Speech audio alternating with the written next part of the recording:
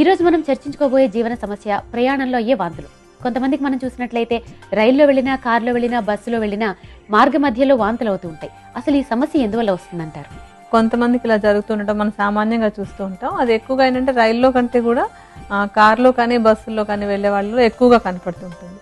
ఇది ఏం జరుగుతుందంటే మనకి చెవులో ఒక రకమైన ఫ్లూయిడ్ అంటే ఒక ద్రవ పదార్థం ఉంటుంది. మనకి తల తిరగకుండా ఉండడానికి, మనం స్థిరంగా ఉండడానికి అది సహాయపడుతూ ఉంటుంది అనమాట. అది స్థిరంగా ఉన్నంతసేపు మనకి ఎటువంటి తల తిరుగుడు, వాంతులు ఉండవు, సమానంగా ఉంటాం. అలా కాకుండా కొన్ని సందర్భాల్లో ఈ చెవిలో ఉండేటువంటి ఫ్లూయిడ్కి బ్యాలెన్స్ పోతూ ఉంటుంది. ఎలాంటప్పుడు జరుగుతూ ఉంటుంది అంటే, ఇలా మనం ప్రయాణాలు చేస్తున్నప్పుడు మనం కంటితో చూస్తున్నట్టయితే, అంటే మనం కారులో ప్రయాణం చేస్తున్నాం అనుకోండి, కారు లోపల కూర్చుంటే మన చుట్టూ ఉన్నటువంటి ఏవి కూడా కదులుతున్నట్టు ఉండవు. ఆ మెదడుకి ఏంటంటే కళ్ళు ఏం చెప్తూ ఉంటాయి, మన దగ్గర ఏం కదలికలు లేవు అన్నట్టుగా ఇన్ఫర్మేషన్ వెళ్తూ ఉంటుంది. అలా కాకుండా ఇంకొక ఇన్ఫర్మేషన్ ఏంటంటే బయట నిజంగా కదలికలు అవుతూ ఉంటాయి. ఈ కదలికలు మరొక ఇన్ఫర్మేషన్ బ్రెయిన్కి వెళ్తుంది అనమాట. అంటే బ్రెయిన్కి ఒక పక్క నుంచి కదలికలు లేవన్నది ఒకటి, ఇంకో పక్క నుంచి బాగా కదలికలు ఉన్నాయని, రెండు రకాల ఇన్ఫర్మేషన్ వెళ్ళినప్పుడు బ్రెయిన్కి ఏమనిపిస్తుందంటే శరీరంలో ఏదో ప్రాబ్లం ఉంది, మన లోపలికి ఏదో ఒక విష పదార్థం ప్రవేశించింది, దీన్ని బయటకు పంపించేయాలి. ఎందుకంటే మన రక్షణ లోపల జరుగుతూ ఉంటుంది. ఈ కన్ఫ్యూజన్ వచ్చినప్పుడు ఏదో ప్రాబ్లం ఉంది అన్న ఒక ఇన్ఫర్మేషన్ చేరుకుని అదేం చేస్తుంటే శరీరంలో ఏదో ఒక విష పదార్థం ఉంది, దాన్ని బయటకు పంపించాలి అని ఒక ఈ సిగ్నల్ ఇచ్చి వాంతులు అయ్యేలాగా చేస్తుంది అనమాట. అది సామాన్యంగా వాంతులు అవ్వడానికి కారణం. అంతేకాకుండా మరొకటి ఏంటంటే, మనం వెళ్తూ ఉన్నప్పుడు కొన్నిసార్లు కుదుపులు వస్తూ ఉంటాయి. కుదుపులు వస్తూ ఉంటే రెండు రకాల మూమెంట్స్ అవుతాయి. అప్పుడు కూడా మనం నేరుగా వెళ్తూ ఉన్న మూమెంట్ ఒకటి, మనకి కిందకి పైకి ఇలా కుదుపుతున్నప్పుడు ఒకటి. ఈ రెండింటి బ్యాలెన్స్ పోయినప్పుడు కూడా మన చెవిలో ఉన్నటువంటి ఫ్లూయిడ్లో కొంచెం బ్యాలెన్స్ తప్పి వాంతులు అవటం అనేది జరుగుతుంటుంది అనమాట. రెండు రకాల ఇన్ఫర్మేషన్లు వెళ్తుంటాయి, కొంత ఇలా వెళ్తున్నట్టు, కొంత ఇలా పైకి కిందకి వెళ్తున్నట్టు. ఇవి ప్రధానంగా ఈ రెండు కారణాల వల్ల వాంతులు అవటం అనేది జరుగుతూ ఉంటుంది. మరి ఈ వాంతులు అవుతూ ఉంటే ఎటువంటి జాగ్రత్తలు తీసుకోవాలండి? ఈ వాంతులు అయ్యేది అందరికీ అవ్వదు, కొంతమందికి అవుతూ ఉంటుంది. వాళ్ళకి తెలుసు ప్రయాణం వెళ్తే మనం వాంతులు అయిపోతాయని సంగతి తెలుస్తూ ఉంటుంది.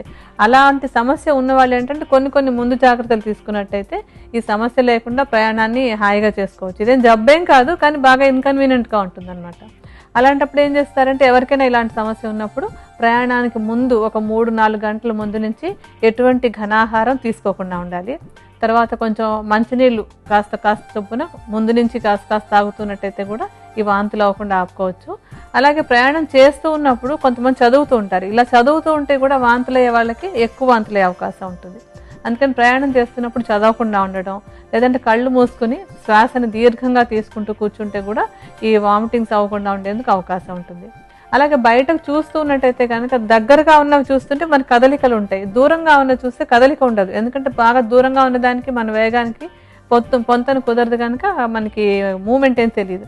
అందుకని దూరంగా ఉన్న ఆకాశాన్నో లేకపోతే దూరంగా ఉన్నటువంటి కొండలనో చూస్తూ ఉన్నట్టయితే కూడా ఈ వాంతులే సమస్య లేకుండా అదుపులో పెట్టుకోవడానికి అవకాశం ఉంటుంది.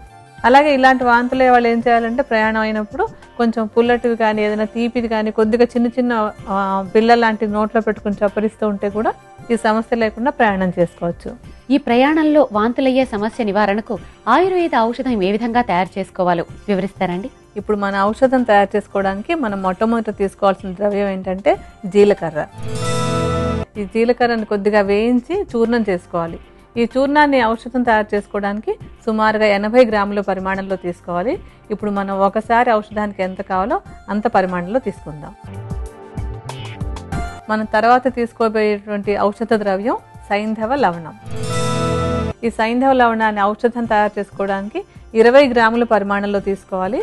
ఇప్పుడు మనం ఒకసారి ఔషధం తయారు చేసుకుందుకు ఎంత కావాలో అంత పరిమాణంలో ఈ సైంధవ లవణాన్ని కూడా తీసుకుందాం.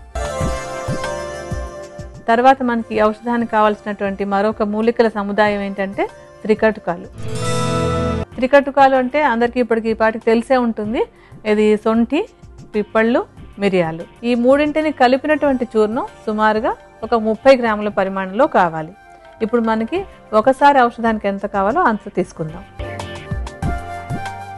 తర్వాత ఈ ఔషధానికి కావాల్సినటువంటి ఇంకొక ద్రవ్యం ఏంటంటే బెల్లం. బెల్లాన్ని చక్కగా చూర్ణం చేసి ఉంచుకోవాలి. ఈ బెల్లపు చూర్ణం మనకి 80 గ్రాముల పరిమాణంలో కావాలి. ఇప్పుడు మనకి ఒకసారికి ఎంత కావాలో అంత బెల్లం చూర్ణం విడిగా తీసి పెట్టుకుందాం. ఇప్పుడు ఈ మిశ్రమాలన్నింటినీ బాగా కలుపుకుందాం. వీటన్నింటినీ బాగా కలుపుకుని మీ దగ్గర ఇంట్లో కల్వం ఉన్నట్టయితే కనుక అందులో వేసి నూరినట్టయితే ఈ సైంధవ లవణం, బెల్లము, ఈ ఔషధ ద్రవ్యాలు అన్నీ కూడా బాగా కలిసి ఒక ముద్దలాగా తయారవుతాయి.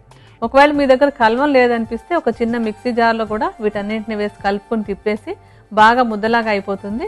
దాన్ని చిన్న చిన్న మాత్రలుగా, అంటే సుమారుగా ఒక కుంకుడు గింజంత పరిమాణంలో మాత్రలుగా చేసుకుని 2 మాత్రలు చొప్పున ప్రయాణానికి 1 గంట ముందు నుంచి మొదలుపెట్టి ప్రయాణంలో ఒకసారి మళ్ళీ మళ్ళీ కూడా వేసుకోవచ్చు. ఇది ఎందుకంటే మనం చేసుకున్న ఔషధ ద్రవ్యాల్లో ఏది కూడా హాని చేసేదేం కాదు. గంటకు ఒకసారి చొప్పున 2 చప్పరించుకుంటూ ఉంటే కూడా ఈ ప్రయాణాలన్నింటినీ మీరు వాంతుల సమస్య లేకుండా ఆహ్లాదకరంగా ముగించుకోవచ్చు.